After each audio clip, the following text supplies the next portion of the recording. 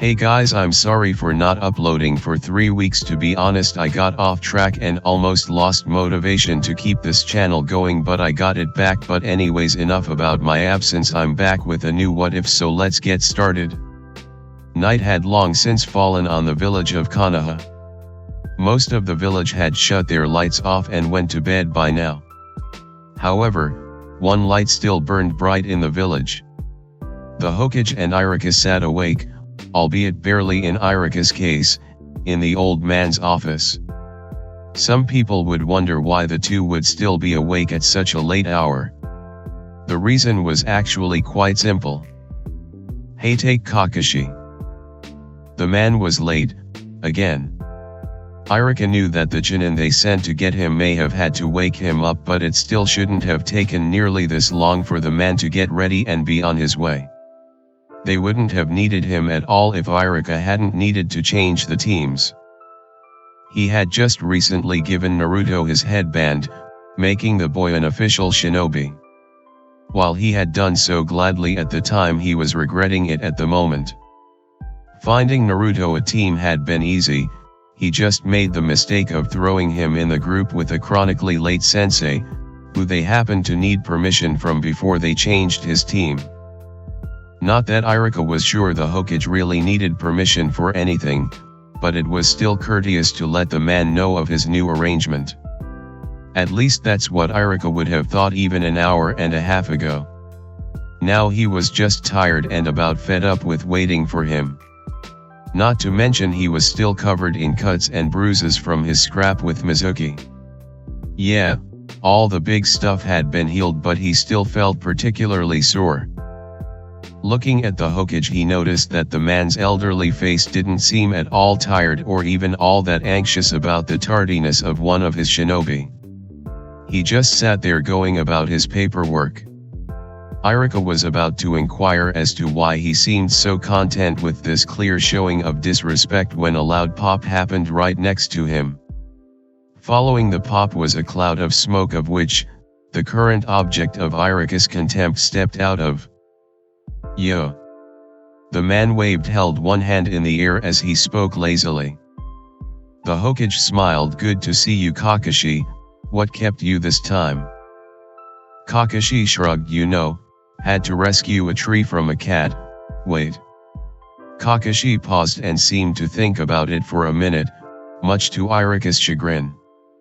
Iruka decided to give a small cough to alert the Jonin of his presence. Kakashi turned slowly and looked at Iruka steadily with his one eye. Something about that unnerved the Chunin a little. This stare-off continued 30 seconds until Kakashi's one visible eye appeared to smile at him. Sorry, I didn't even see you there. Iruka wanted to retort with slander of some sort but stopped. The man was here. Might as well just end things fast. He could finally get this whole thing over with and get some well-deserved rest. With that thought in mind, he hurriedly pulled out a sheet of paper. There was a change to the teams. Uzumaki Naruto has been swapped into your group. At least that was what he intended to say. Instead, the only thing heard was the door being kicked in and a voice loud enough to wake half the village. Dynamic entry. The Green Beast, otherwise known as Might Guy, leapt into the office. When he landed, he took a sweep of the room, but his eyes stopped when he caught sight of the hair that defied gravity itself. Ah, my youthful rival, Kakashi. I see your flame burns bright this night as well. Tell me, my friend. What brings you to this place at this untimely hour? Guy's assault of words was spoken in just as booming a voice as when he first entered, and Iruka felt like plugging his ears. Instead, he let out what sounded like a whimper, dropped the paper and slid down into his seat. Defeated. Oh, Guy, when did you get here? Kakashi said with disinterest and his nose deep in a bright orange book. Damn. Guy shouted, throwing his hands in the air. I can't stand that hip attitude of yours. It drives me insane. If it were not 3 in the morning, I would challenge you to youthful combat. Alas, even I need to recharge my battery at night. Several thoughts came to Iruka at once. The first pondered on if there was a volume switch for this man. Seriously, did the man ever stop shouting? Another thought was much more horrifying. If this was what the man was like on low energy, he never wanted to see him fully charged. Third, but definitely not a thought to disregard, was the spandex-clad man's purpose in being here. Surely it was some form of divine punishment, which led him to wonder what he did to deserve it. As this train of wonder kept on going, so did Guy's voice. However, Guy paused his rant as he took note of the paper Iruka had dropped to the floor. In the blink of an eye he snatched it up and was reading through its contents. Taking on a genin team, Kakashi? Might as well fail them now, none of them could compete with my Lee. Kakashi continued to ignore him and read his book. Undeterred, Guy continued, although I've heard of the Uzumaki Naruto. He sounds most youthful, it is a shame it is channeled into things such as pranks. Under the proper guidance he could light a flame of youth so bright even the sun would seem just a flicker. Then how about a trade? You take Naruto and I'll take that Hyuga genius off your hands. Iruka's head suddenly snapped up, staring wide-eyed at Kakashi, the comment clearly breaking him of his depressed train of thoughts. Guy himself rubbed his chin thoughtfully. The Hokage sat in his chair, his expression had yet to change since Kakashi entered. The one-eyed Jonin hadn't even pulled his face out of the book as he spoke. He took the silence as a chance to add more. If you are afraid of not being able to study more about the Gyuken style, then I have a solution. There was also a Hyuga in this graduating class. The heiress, in fact. Give me the female on your team and you can have her too. Guy's shiny smile seemed to make the room even brighter. It was true. He had been worried about losing insight on the Gyuken, but he would never admit it. The gentle fist fascinated him and he would be damned if he lost a way to study it. Guy was also no fool. He knew that even though she was the heiress, she was the black sheep of the clan. While most Hyuga stood tall and arrogant, she walked hunched and meekly. But that in itself was a plus. Between him, Lee, and maybe even this Naruto, they could bring her out of that and make her much more youthful than her older cousin. It was decided. I accept Kakashi, but what do you say? Why don't we make this more interesting? Kakashi for the first time looked up from his book, but before he could inquire as to what Guy meant, Iruka interrupted. You can't be serious.